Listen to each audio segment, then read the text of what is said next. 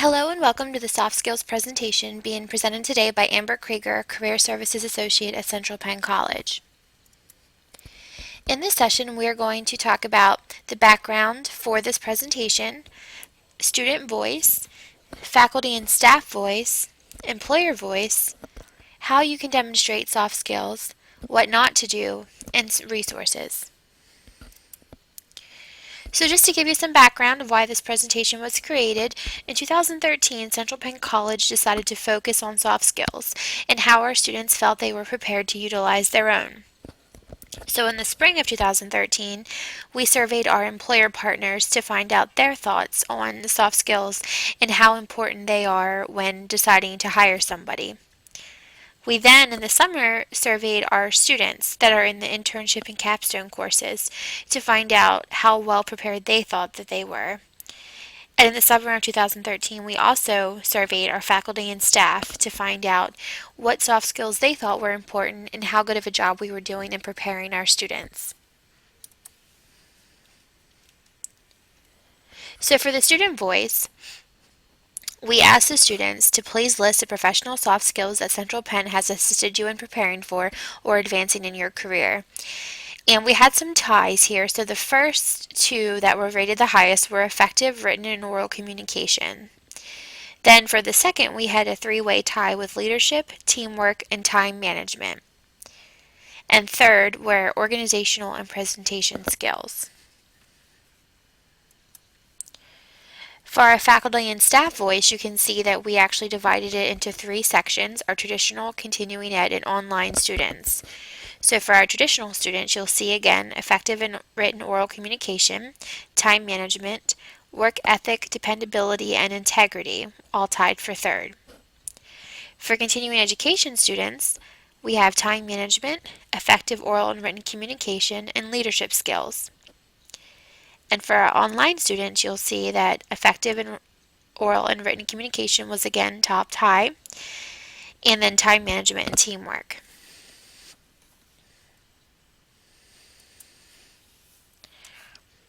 Moving on to our employer results, we asked our employer partners to rate the soft skills in order of importance in the hiring process. And you can see they listed strong work ethic, positive attitude, communication, time management, and problem solving.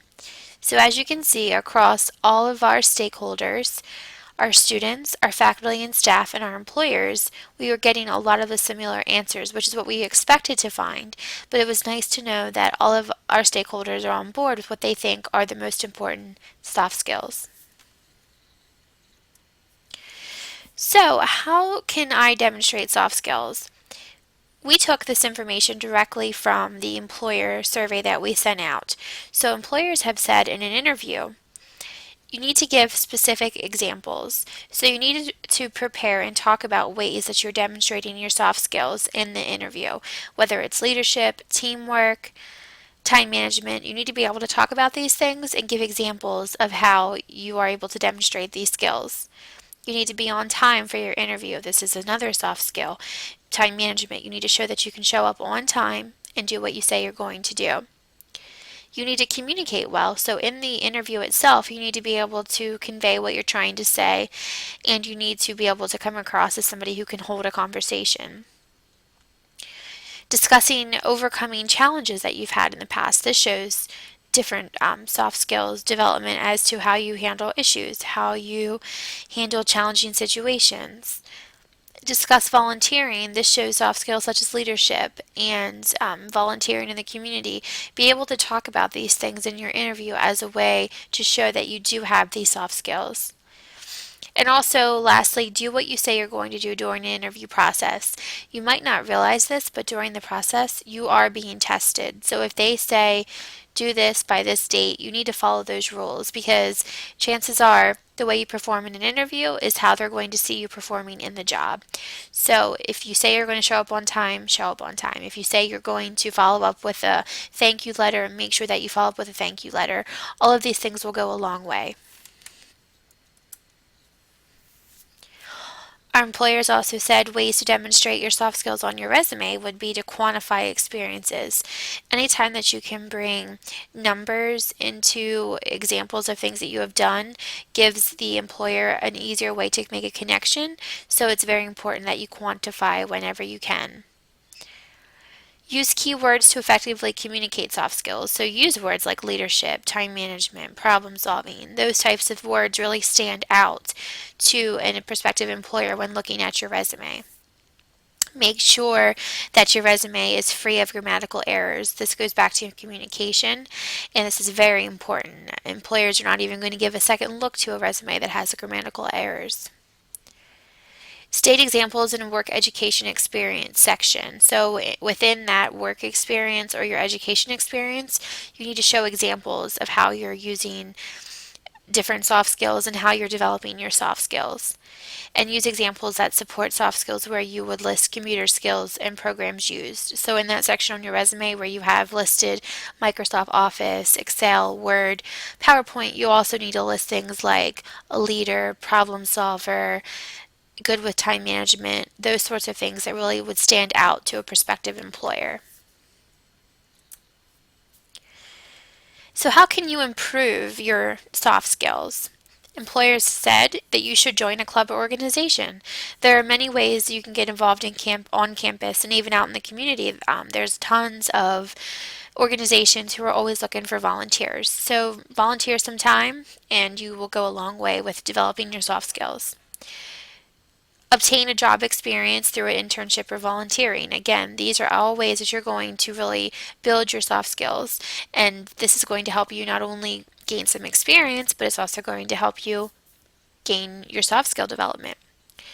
Read a lot of good articles.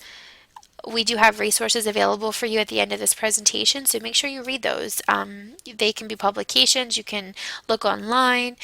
The point is read and really try to understand soft skills and understand how you can improve your own.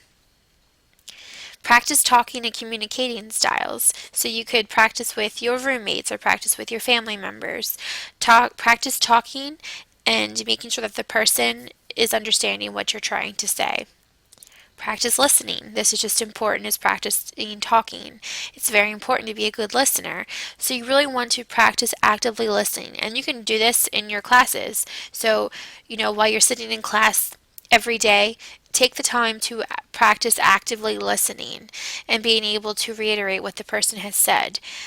These kinds of exercises will help you to build the soft skills that will benefit you in the future. And communicate more in person. Do not rely on texting or email communication only. So make it a habit to call a friend or call a family member. Make it a habit to talk to your professors in person whenever issues arise. It's not appropriate to address some of these things in email only. You want to make sure that you're able to have that conversation in person, and don't text people in a professional setting. So you wouldn't want to text your boss with an issue. Make sure that you know how to communicate in person, because when you're in the business world or in the professional world, you are going to be communicating in person a lot of the time. So you need to make sure that you're able to do that effectively. So let's talk about what not to do. And we divided this into 3 sections: on your resume, in an interview, and in communication with others. So on your resume, you do not want to have any grammatical errors, which we talked about. You don't want to forget to closely relate your work and education experience with soft skills. So think about the things that you're already doing, either in school or during your work experience, that falls in line with soft skills, and make sure that you demonstrate that on your resume. Do not forget to list leadership experiences. So if you are volunteering with an organization or you are involved with something on campus or in your community, make sure that you're listing those leadership experiences on your resume. In an interview, make sure that you don't only ask employee entitlement questions only. So these type of questions would be: how many weeks vacation do I get? What's the starting pay? What kind of work schedule? These types of things are seen as employers is that you're only there for you, and they want to make sure that you're also there for them. So make sure that you have really good developed questions ready to go in an interview. You also don't want to disregard an interview as a bad experience. So if we've all had those bad interviews, but we all need to remember that we need to take away something from every interview. Use that opportunity to ask, okay, what could I do better? These are all ways you're going to learn about yourself, and it's going to help you to develop those soft skills of listening, communicating, being able to convey information about yourself in a positive light. In an interview, don't forget that your first impression is a one-time thing and it cannot be undone. So you want to come across as the professional that you are. Also, don't forget to give specific examples of how you demonstrate your soft skills. So you want to be able to talk about your time management, your problem solving, and specific examples. So these are things you can think about and prepare before you go into an interview so that you're ready to talk about them when the time comes. Communication. Do not write unprofessional emails to college and faculty staff. This is your easiest way to practice writing an email to your future boss. So anytime that you need to email your professor or email somebody in career services or your advisor, use this opportunity as a way to practice how to communicate when you're in a professional setting. And if you do that every time, you're going to have a happy advisor, a happy career services associate, a happy faculty person who's going to appreciate that you took the time to write a well thought out message. Again, do not rely on email or texting only for communication. Make sure that you are having these real conversations in person. Make sure that you are picking up the phone and talking to somebody over the phone every once in a while. Set a goal. Maybe say try to have 1 or 2 in-person or phone conversations a week. And that will keep you, remembering how to communicate effectively in every way that you communicate. And don't forget to practice, practice, practice. Make sure that you're having these professional communications between other students, between your boss if you are working, between your family members, anybody that can help you to practice and give you honest feedback of things that you need to work on and things that you're doing good. And lastly, don't forget to ask your advisor or career services or your faculty person for help. We're all here to help you and we want you to succeed. On this slide, you'll see some resources. These links provided are great resources to help you develop your soft skills. So you can take a look at those. You should be able to click right from the PowerPoint and it will take you to the website. I also wanted to take the opportunity to thank our employers who were willing to give their name in the survey that they filled out. So this is just a collage of all of their logos. You might see some names on here that you recognize. Just know that they work closely with our college and that they have provided feedback and suggestions for this presentation that I've shared with you today. And lastly, I just want to say thank you for taking the time to watch this presentation. If you have any further questions regarding your own soft skill development, please contact Career Services. We would be happy to give you suggestions on how to build your soft skills and ways to demonstrate them throughout the job search process. Thank you and have a good day.